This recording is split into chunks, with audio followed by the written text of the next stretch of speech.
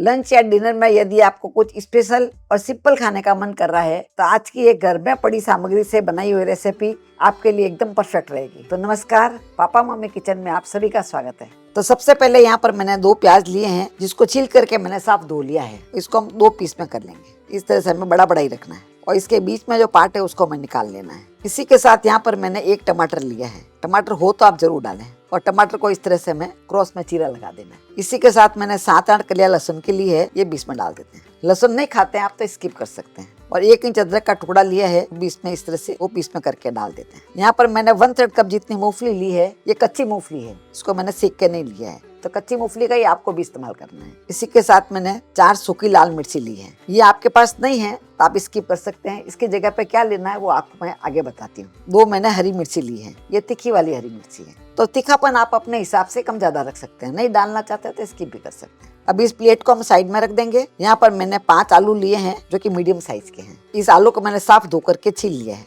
और छील के कभी भी आलू को आप पानी में डाल के रखें और आलू को आप इस तरह से काट लें। आलू को भी हमें रफली काटना है, तो इस साइज का हमें काट करके तैयार करना है। आधा आलू मैंने लिया था, उसके मैंने इस तरह से टुकड़े कर लिए। यदि आप आलू नहीं खाते हैं तो इसकी जगह पे कच्चा केला भी ले सकते हैं। कच्चा केला को आपको काटने की जरूरत नहीं है। आलू ज्यादातर बच्चों को बहुत पसंद आता है, इसलिए मैंने आलू का इस्तेमाल किया है। ये रेसिपी आप अपने घर में एक बार बना लेंगे तो बच्चे कभी रेस्टोरेंट जाने की जिद नहीं करेंगे। ये दिखने में बहुत सुंदर और खाने में बहुत स्वादिष्ट होती है। इस तरह से मैंने सभी आलू को काट लिया है। आलू को काटने के बाद भी आप पानी में डाल के रखें, आलू काले नहीं पड़े। अब यहाँ पर मैंने एक कढ़ाई ली है। कढ़ाई में सबसे पहले हम एक कटोरी लेते हैं और इस कटोरी को बीच में रख देते हैं और इसी के साथ में इसके साइड में पानी डाल देते हैं। इसमें लगभग मैंने 700 ml जितना पानी डाला है। अभी जो सब्जियां मैंने ली थी उसमें से सबसे पहले हम मूंगफली को डाल देते हैं। इसी के साथ प्याज को भी डाल देते हैं, टमाटर को भी डाल देते हैं, लाल मिर्ची, अदरक और लहसुन, इसी के साथ हरी मिर्ची को भी डाल दो। ये सब चीजें एक ही साथ में हमें डाल देनी है। अभी यहाँ पर मैंने एक छलनी ली है, छलनी को इसके ऊपर रख देते हैं। तो आप देख पा रहे हैं छलनी थोड़ी ऊपर रह रही है, तो टमाटर को हम आधा कर लेते हैं जिससे कि छलनी हमारी बराबर फिट हो जाए। टमाटर को मैंने 2 पीस में कर लिया। अभी इसके ऊपर छलनी आराम से रख सकूँ। अभी जो आलू मैंने काट के रखे हैं, इन आलू को हम इसमें डाल देंगे। आज हमें आलू को पानी के अंदर नहीं उबालना है, इसके हम एक स्पेशल रेसिपी बना करके तैयार कर रहे हैं, इसलिए आलू को हम स्टीम करके पकाएंगे। अभी गैस को चालू कर देते हैं। अभी इसमें से स्टीम आने लग गई है तो ढक्कन लगा करके इसे हम पका लेते हैं। तब तक यहाँ पर मैंने एक बाउल लिया है और 1 कप जितना चावल लिया है। ये मैंने बासमती चावल का इस्तेमाल किया है। आपके घर में जो भी चावल खाते हैं उसका भी इस्तेमाल कर सकते हैं। रेसिपी आपकी एकदम परफेक्ट ही बनेगी। और चावल आप अपने हिसाब से कम ज्यादा भी ले सकते हैं। और चावल को सबसे पहले हमें धो लेना है। तो इस तरह से मसल के चावल को धोना है। ये चावल के ऊपर कोई डस्ट वगैरह होती है तो निकल जाती है। आप देख पा रहे पानी काफी गंदा हो गया है। इस तरह से नल के नीचे ले जा करके मैंने 3-4 बार साफ पानी से धो लिया है। चावल हमारे साफ हो गए हैं। अभी यहाँ पर मैंने कढ़ाई ली है और कढ़ाई में लगभग 4 कप जितना पानी डाल देंगे। इसी कप के नाप से मैंने चावल लिए थे, इसका 4 गुना हमें पानी डालना है। यदि आपके पास इस तरह का बाउल और उसके नाप से आप चावल लेते हैं तो उसका 4 गुना आपको पानी डालना है। मेजरमेंट एकदम परफेक्ट है।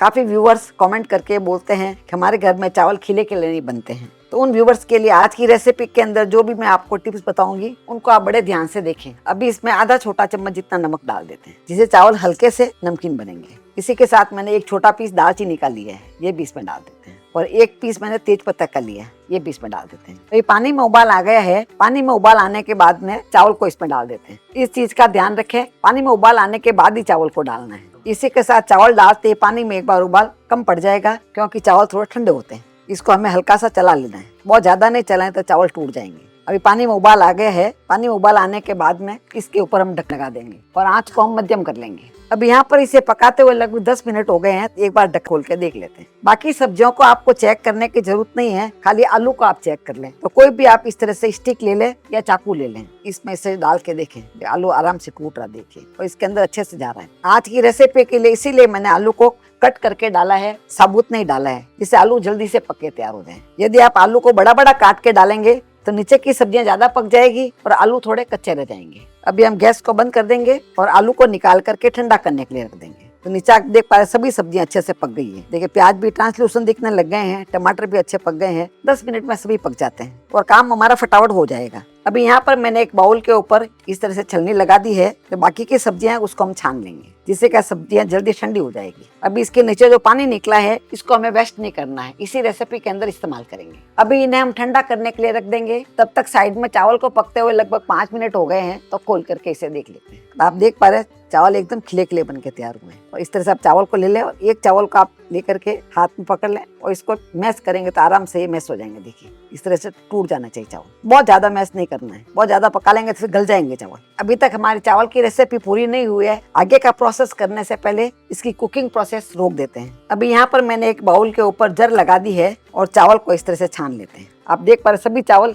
खिले खिले बन के तैयार हुए हैं, कोई भी चावल एक दूसरे से चिपका नहीं है। अभी इस चावल को आप ऐसे ही छोड़ देंगे तो अपनी गर्मी में चावल और भी ज्यादा पकते रहेंगे, जिससे ज्यादा सॉफ्ट हो जाएंगे। एक बार इस चावल के कुकिंग प्रोसेस को हम रोक देंगे। उससे पहले मैं आपको बता देती हूँ कि चावल के नीचे जो पानी निकला है उसको हमें फेंकना नहीं है। इससे मैं आपको बहुत ही यूनिक रेसिपी बनाना बताऊंगी, तो इसको हम साइड में रख देते हैं। और जो चावल हमने पका के रखे थे इसके ऊपर हम पानी डाल देते हैं। ये रूम टेम्परेचर का पानी है। इस तरह से डालने से क्या होगा, इसका कुकिंग प्रोसेस रुक जाएगा, जिससे चावल भी खुले खुले रहेंगे, कोई भी चावल चिपकेगा नहीं। आप चावल को ऐसे ही छोड़ देंगे तो ये आपस में चिपक सकते हैं और ज्यादा भी पक जाते हैं। अभी इस चावल को हम थाली में डाल देंगे और इसे फैला देंगे, हल्का सा इस तरह से फैला दें, जिससे चावल खिले खिले रहेंगे। जैसे मैंने पहले आपको बोला था कि चावल की रेसिपी अभी हमारी पूरी नहीं हुई है, इसका आगे का प्रोसेस हम बाद में करते हैं। तब तक साइड में सब्जियां भी ठंडी हो गई है। ठंडी होने के बाद में टमाटर के ऊपर जो छिलके है उसको हमें निकाल लेना है, तो इजीली छिलके निकल जाएंगे, क्योंकि टमाटर अच्छे से पक गए हैं तो छिलके निकल जाएंगे। इसी के साथ जो मिर्ची है उसके डंठल भी निकाल लेंगे। आज की रेसिपी में आप देख पा रहे हैं जो भी सामग्री हमने ली है वो आपके घर में आराम से मिल जाएगी।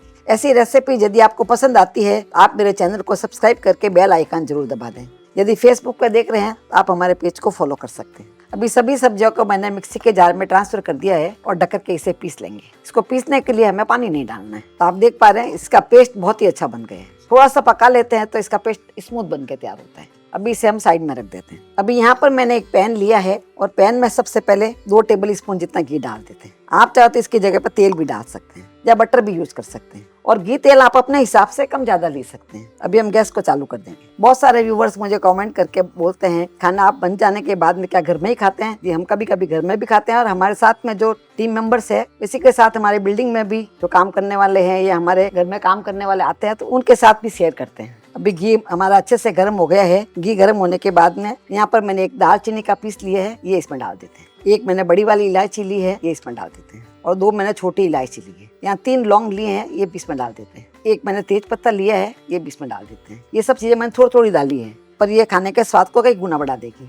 यहाँ पर मैं 1 छोटा चम्मच जितना जीरा डाल देती हूँ। आज की रेसिपी के अंदर मेरी कोशिश यही रहेगी कि बिल्कुल रेस्टोरेंट जैसा खाना बना करके तैयार करें। तो आप देख पा रहे सभी चीजें अच्छे से पक गई है। पक जाने के बाद में जो पेस्ट को मैंने पीस के रखा है वो पेस्ट इसमें डाल देते हैं। थोड़ा पेस्ट मिक्सी के अंदर रह गया है, उसका हम आगे इस्तेमाल करेंगे। मसालों को हमें इस तरह से कंटिन्यू चलाते हुए पकाना है, नहीं तो मूंगफली के कारण से ये पैंदे में चिपक सकता है। मैंने यहाँ पर मूंगफली ऐड की है, आप चाहे तो इसकी जगह पे काजू भी डाल सकते हैं, या खरबूजे के बीज वगैरह हो या वाटरमेलन के सीड हो तो वो भी डाल सकते हैं। इससे ग्रेवी में स्मूथनेस बहुत अच्छी आएगी और ग्रेवी एकदम क्रीमी बन के तैयार होगी। अभी इसमें कुछ सूखे मसाले डाल देते हैं। यहाँ पर 1 छोटा चम्मच जितना कश्मीरी लाल मिर्ची डाल देते हैं, और आधा छोटा चम्मच जितना हल्दी पाउडर डाल देते हैं, और 1 छोटा चम्मच जितना धनिया का पाउडर डाल देते हैं, और आधा छोटा चम्मच जितना नमक डाल देते हैं। ये सभी चीजें मसाले हमारे रेडी में आराम से मिल जाते हैं। अभी यहाँ पर मैंने आधा कप जितना दही लिया है, ये दही इसमें डाल देते हैं। आँच को इस समय मैंने धीरे ही रखा है। यहाँ मैं आपको बता देती हूँ, यदि आज की रेसिपी में आपने टमाटर का इस्तेमाल नहीं किया है तो आप 1/4 कप जितना दही डाल सकते हैं, यानी 3/4 कप जितना दही इसमें डाल सकते हैं। पर यदि आपके पास टमाटर हो तो 1 टमाटर जरूर डालें। टमाटर और दही की खटाई दोनों अलग अलग होती है, इससे इसका स्वाद कई गुना बढ़ जाता है। अभी मसाले को मैंने 5 से 7 मिनट तक पका लिया है, और मसाले में से घी भी अच्छे से छूट गया है, और दही में जो घी होता है वो भी निकल जाता है। और मसाला आप देख पा रहे कितना क्रीमी बनकर तैयार हुआ है। अभी सब्जियों को पकाने के समय जो पानी पीछे बच गया था उसको मैंने मिक्सी के जार में डाल दिया है, जिससे हमारा मिक्सी का जार भी साफ हो जाएगा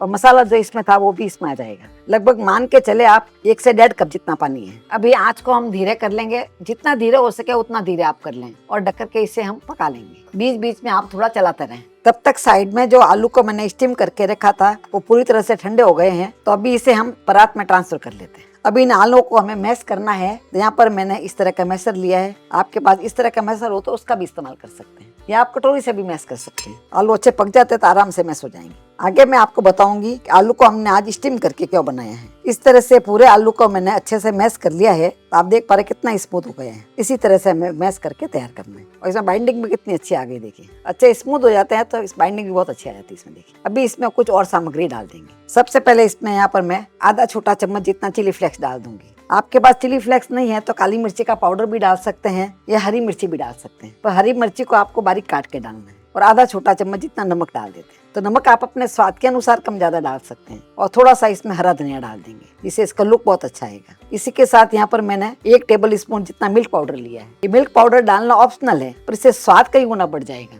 आपके पास हो तो आप जरूर डालें। इसकी जगह पे आप चाहे तो मावा भी कद्दूकस करके डाल सकते हैं, या पनीर आपके पास हो तो वो भी कद्दूकस करके डाल सकते हैं। आलू की सब्जी वैसे आपने बहुत बार बनाई होगी, एक बार आप ये बना के देखें, सभी इसके फैन हो जाएंगे। इस तरह सभी मसालों को मैंने मिक्स कर लिया। वैसे तो आप देख पा रहे हैं इसमें बाइंडिंग आ गई है, तो थोड़ी सी अच्छी और बाइंडिंग करने के लिए यहाँ पर मैंने मैदा लिया है। इसकी जगह पे आप चाहे तो गेहूं का आटा भी ले सकते हैं या कॉर्नफ्लोर भी ले सकते हैं। मैदा हम थोड़ा थोड़ा करके डालेंगे। तो यहाँ पर मैंने 2 टेबल स्पून मैदा लिया है, एक बार इसमें मिक्स कर लेते हैं। वैसे आपको आज की रेसिपी कैसी लग रही है मुझे कमेंट बॉक्स में लिख करके जरूर बताएं। मुझे आपके कमेंट पढ़ना और उसको रिप्लाई करना बहुत ही अच्छा लगता है। अभी इसमें 1 टेबल स्पून जितना मैदा और डाल देती हूँ। तो कुल मिला के मैंने 3 टेबल स्पून जितना मैदा इसमें डाला है। तो लगभग ये मान के चले आप 5 आलू लेते हैं तो उसमें 2 से 3 टेबल स्पून जितना मैदा लगेगा। पर वो तभी जबकि आप इसे स्टीम करके बनाएंगे। यदि आप आलू को उबाल के बनाएंगे तो इसमें थोड़ा मैदा ज्यादा भी लग सकता है, क्योंकि उसके अंदर पानी की मात्रा बढ़ जाती है, तो उसका बाइंडिंग देने के लिए मैदा थोड़ा ज्यादा डालना पड़ता है। इसलिए बाकी सब्जियों को तो मैंने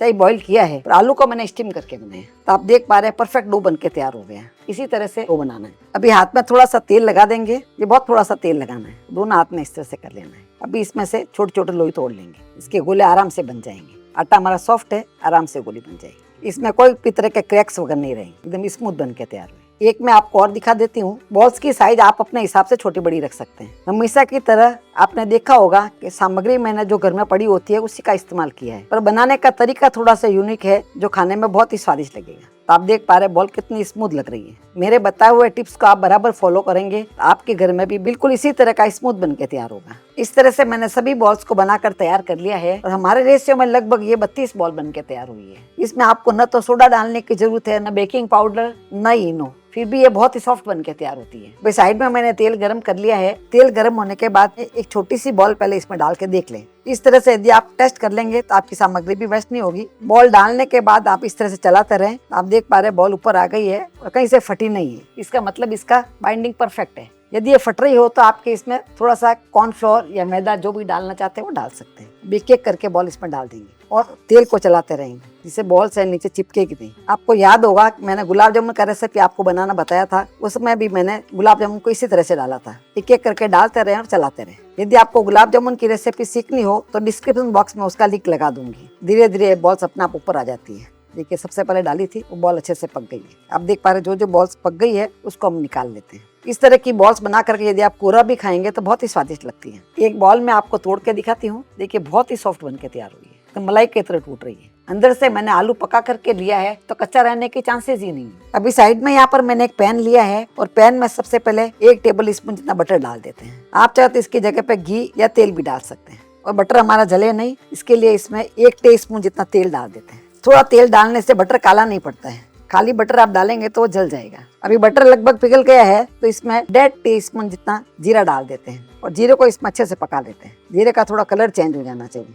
जब तक जीरा पक रहा है तब तक साइड में मैं आपको बता देती हूँ चावल हमारे देखिए कितने खिले खिले बन के तैयार। कोई भी चावल एक दूसरे से चिपका नहीं है और परफेक्ट पक के तैयार हो रहे हैं। एक चावल मैं आपको मैश करके दिखाती हूँ। देखिए आराम से मैश हो रहा है। मेरे बताए हुए टिप्स को आप बराबर फॉलो करेंगे तो आपके घर में हमेशा इसी तरह से खिले खिले चावल बन के तैयार होंगे। अभी साइड में हमारा जीरा अच्छे से पक गया है, इसका कलर भी देखिए हल्का ब्राउन हो गया है। इसी तरह का कलर हमें करना है। अब जो चावल हमने पका के रखे हैं वो इसमें डाल देते हैं। चावल को कढ़ाई में जब ट्रांसफर करते हैं तो इस चीज का ध्यान रखें, हल्के हाथ से हमें ट्रांसफर करना है, ये चावल हमारा टूटे नहीं। अभी हल्का सा इसे मिक्स दे देंगे। आप देख पा रहे हैं मिक्स करते समय मैं इसे हल्के हाथ से मिक्स कर रही हूँ। बस मैंने 1 मिनट तक इसे मिक्स किया है और आप देख पा रहे हैं रेस्टोरेंट स्टाइल का जीरा राइस बन के तैयार हो गया है। रेस्टोरेंट में इसी तरह से खुला खुला जीरा राइस आता है। इसका कलर एकदम परफेक्ट आया है और दिखने में भी बहुत अच्छा लग रहा है। अभी हम गैस को बंद कर देंगे।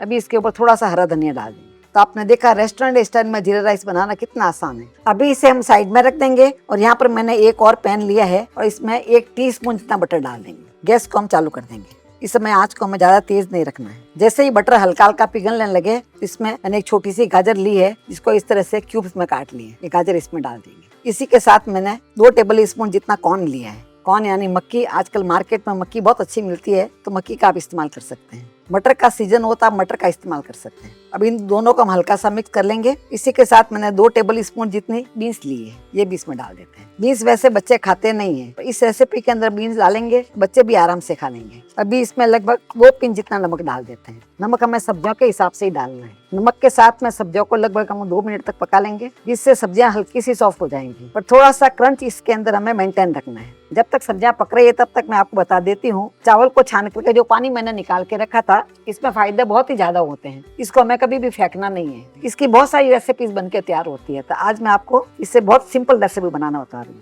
तो इसको हम सब्जियों के साथ डाल देंगे। जब तक इसमें उबाल आता है, तब तक मैं आपको बता देती हूँ, यहाँ पर मैंने आधा टीस्पून जितना कॉर्नफ्लोर लिया है और इसमें 1 टेबल स्पून जितना पानी डाल देंगे और सबको अच्छे से मिक्स कर लेंगे। यदि आपके पास कॉर्नफ्लोर नहीं हो तो इसकी जगह पर आप चावल का आटा भी ले सकते हैं या मैदा भी ले सकते हैं, पर ये हमें बहुत ही थोड़ा सा लेना है। तो इस तरह से मिक्स करने के बाद में अभी इसमें उबाल भी आ गए हैं, तो ये इसमें डाल देते हैं, जिससे इसमें हल्की सी थिकनेस आ जाएगी। बस 4 से 5 मिनट में हमारे बाजार जैसा एकदम क्लियर सूप बन करके तैयार हो गए हैं। इसको हमें ज्यादा देर तक पकाने की जरूरत नहीं है। आखिर में इसमें हम 1/4 टीस्पून जितना काली मिर्ची का पाउडर डाल देते हैं। इसी के साथ थोड़ा सा इसमें हम स्प्रिंग ऑनियन डाल देते हैं। ये आपके पास हो तो आप डालें, नहीं तो नहीं डालने से भी चलेगा। तो इसकी कंसिस्टेंसी आप देख पा रहे हैं, बाजार में क्लियर सूप मिलता है, उसी तरह की कंसिस्टेंसी आई और पीने में बहुत ही स्वादिष्ट लगता है। तो हमने चावल में से पानी निकाला, वो वेस्ट भी नहीं हुआ और एक बाई नई रेसिपी बन के तैयार हो गई। तो सबसे पहले स्टार्टर के तौर से आज हम सूप सर्व करेंगे। ये सूप कोई टेस्ट करके पहचान भी नहीं पाएगा कि आपने घर पे बना के तैयार किया। इसकी कंसिस्टेंसी, इसका स्वाद, इसका फ्लेवर